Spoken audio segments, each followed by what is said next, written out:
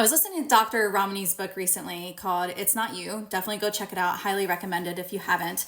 And she was talking about in this one section about malignant narcissists. Now, if you're unfamiliar with this, there's lots of different kinds of narcissists. You have your vulnerable, your covert narcissists, you have communal narcissists, you have malignant narcissists, and several others that are out there. But malignant narcissists are the ones that are the most aggressive. They're the most bully-like of all the narcissists that are out there. Malignant narcissists, she even goes into this, are very close to being psychopaths there's like a small difference in between them that has to do with how they empathize with other people.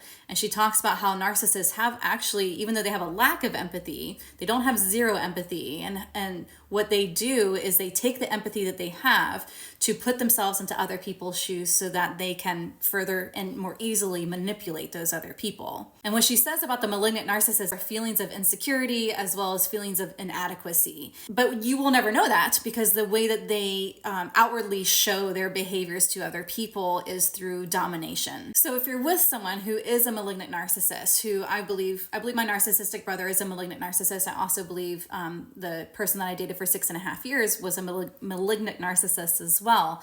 And when you have that kind of personality around you, you have to get used to being bullied all the time. One simple example that I will give will be with my narcissistic ex who I was with for 6.5 years.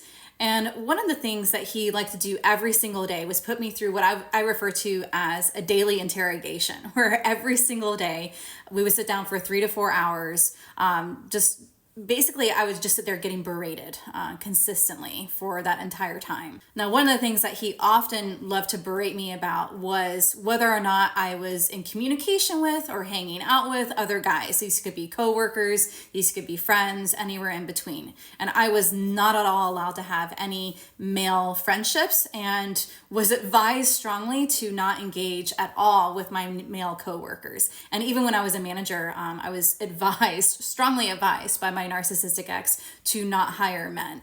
So there was a lot of jealousy that was there. And so when you think about what a narcissist goes through, a lot of times they are projecting onto you their own insecurities and their inadequacies. So he was constantly worried that I was cheating on him.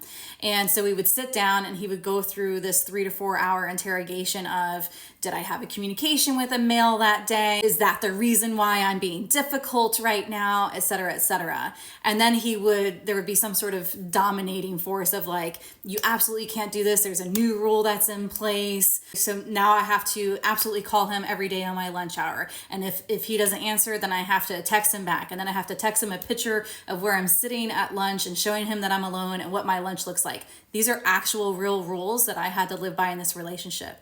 So it's that domination over another individual, controlling everything that they do because it's masking their own inadequacies and their own insecurities. So while you might logically know that at the center of that malignant narcissist is someone who is truly insecure and feels really inadequate, that is not an excuse to stay with them. We are all grown people who have our own responsibilities on not abusing and harming other people. So don't use these as excuses, as reasons to stay. These are just understanding why they are the way that they are so that you can have more clarity on why these things are happening to you. But it is not at all a reason to stay.